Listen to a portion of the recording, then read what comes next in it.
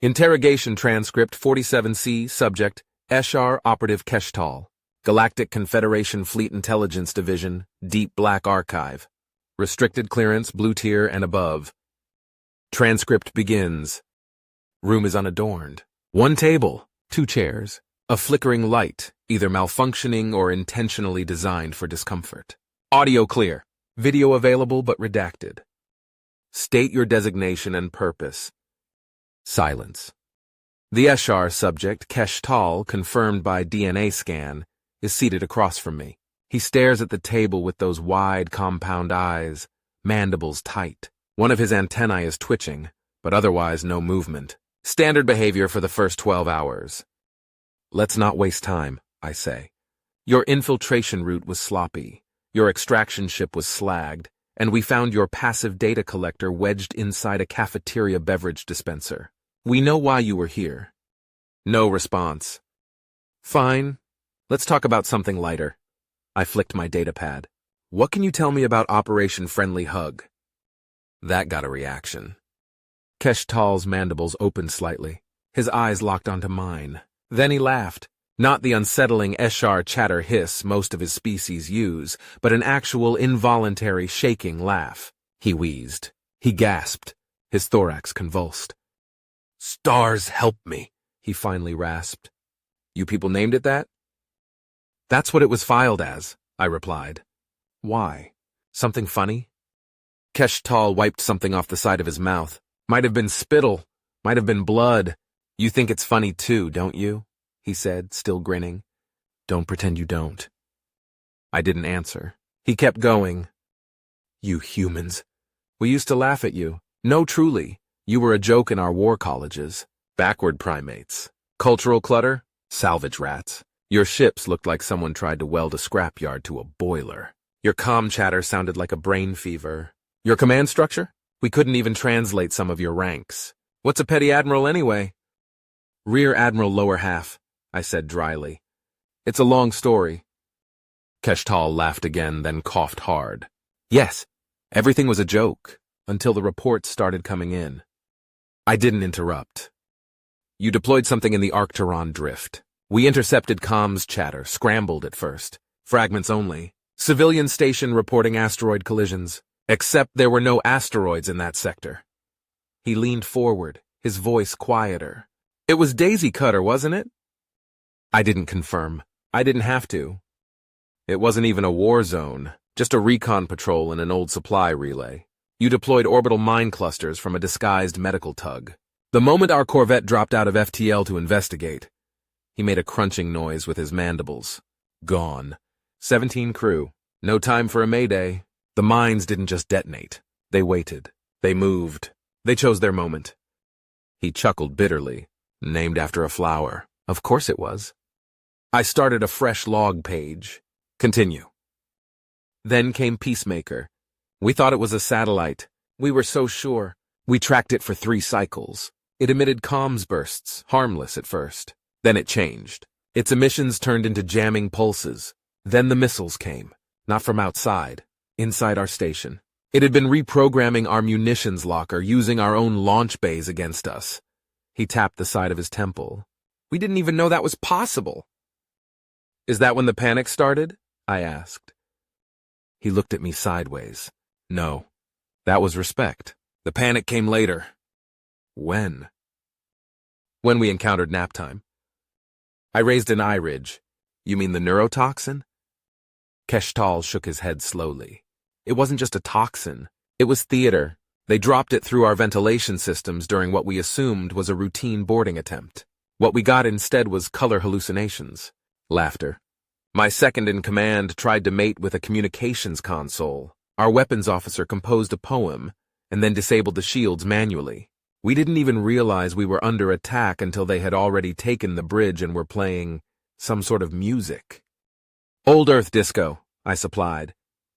Keshtal blinked slowly. "Is that what that was?" Silence again. This time it was mine. I closed the datapad. "Why are you telling me this?" He didn't answer right away. His gaze drifted toward the ceiling. "You don't understand? It's not just the weapons. It's the names. They don't match. It's all wrong.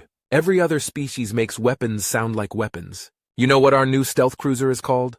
Silent Fang. Sounds dangerous, right? I nodded. But humans. You call your autocannon platforms tickle monsters. You named a kinetic orbital rod platform Sky-High 5. Your plasma-based incineration drones are labeled happy campers. Do you understand what that does to morale? To our morale? He leaned forward again, voice shaking. We can't plan for you. You deploy a dropship called Cuttlebus, and it levels a city block. You drop beacon relays labeled snuggle points that explode with antimatter payloads. You train recruits on something called Project Pillow Fight. Your entire military doctrine is performance art combined with a head injury. And worst of all, you think it's funny. The room went quiet again. He was breathing heavily now, or the Eshar equivalent. A long moment passed. I'm going to ask you one more time, I said. Why are you really here? He looked at me, eyes wide and unfocused. I came to gather intel on human weapon production, he said finally. We were hearing rumors. Terrible rumors. I had to know if they were true. What kind of rumors? His mandibles clicked nervously. We heard that you'd built something worse. A new gunship. Something field deployable. They say it has rotating magnetic barrels and fires depleted uranium through ship plating like it's paper. The noise alone causes hallucinations. They said... He swallowed. They said it's called the Negotiator. Transcript ends. Classified. Awaiting confirmation. Classified Fleet Report. The Negotiator Incident Galactic Confederation Fleet Intelligence Division internal use only. Unauthorized disclosure punishable by orbital reassignment. Report hash 8862B. Unregulated tactical designations in human units. Urgent review required. Date. Redacted. Submitted to Commodore Celes, Fleet Station Kiros 3. Compiled by Intelligence Officer Mullis.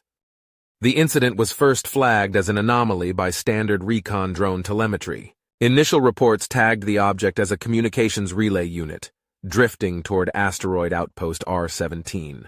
Eshar forces stationed there noted it was broadcasting on an outdated civilian frequency. They dismissed it as space junk. Within 4 hours, the outpost was gone. The official Eshar report, what remained of it, was transmitted through a secondary beacon before their comms went dark. What little the Confederation recovered has been compiled here. That includes a black box footage fragment, audio logs, and an unsent transmission flagged Emergency Tactical Reevaluation. I will now attempt to summarize the chain of events as clearly as possible. And no, Commodore, I am not making this up.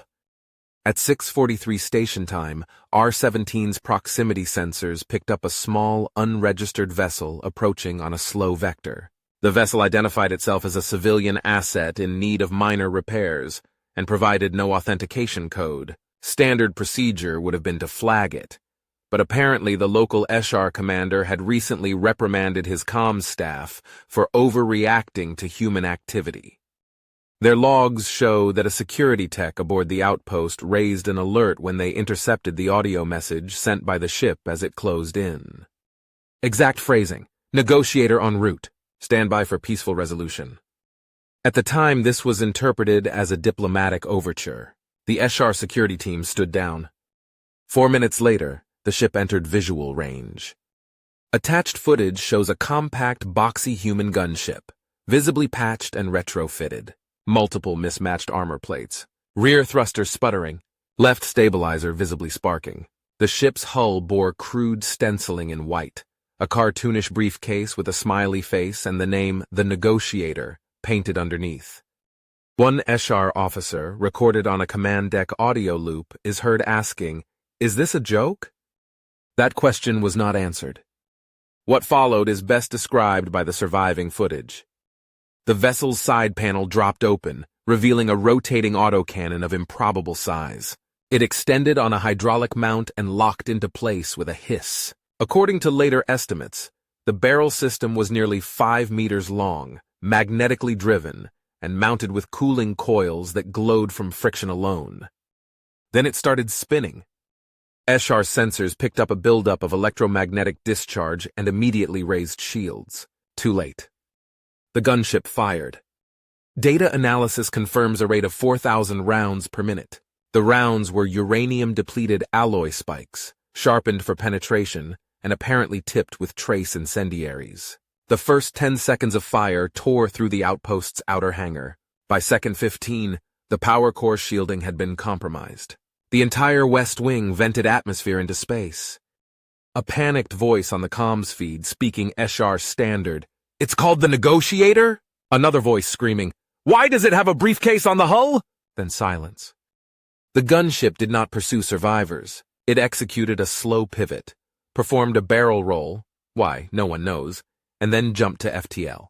No further contact has been made with that specific vessel, though 6 other human ships have since been flagged under similar naming patterns. Medical review of the 3 Eshar survivors from R-17 is ongoing. All are deaf. One communicates only through scribbled images of briefcases and fire. The other 2 exhibit high stress when exposed to human language, especially terms involving kindness, negotiation, or gifts. Following this report, a closed-door session was held by the Tactical Oversight Committee. Several fleet officers, myself included, proposed an immediate regulation on human weapon naming conventions. Our recommendation: all submitted names must be translated, reviewed, and approved by a joint species panel to prevent morale degradation among Allied forces. Fleet Command replied with a single-page rejection. Their justification? Human forces are independent allies under GC jurisdiction and retain cultural sovereignty over internal systems, including naming, symbolic branding, and psychological warfare practices. Furthermore, several human officers have argued that naming rights are vital to unit cohesion, morale, and having fun with it. This is not a hill Fleet Command is prepared to die on. Please focus your efforts on practical defense measures. One note was added at the bottom, presumably from a junior staffer. Also, the Negotiator sounds kinda badass. I will close with the following intelligence advisory. They do not just make weapons. They make jokes with body counts. The moment you laugh is the moment you're already losing. Humanity should not be underestimated. Not because of their numbers, not because of their technology, but because somewhere out there, someone thought it would be hilarious to paint a smiling briefcase on a death machine and call it the Negotiator. And someone else approved it. That's what we're up against. Respectfully submitted, Mulus. Fleet Intelligence Division. Clearance level, Blue 3. Tagline addendum, internal memo from Fleet PR Unit. Proposed for use in future briefings to all GC allied units. You can stop a missile. You can counter a fleet. But how do you fight something called Kindness Package V2 that eats dreadnoughts for breakfast? Memo approved. Distribution pending.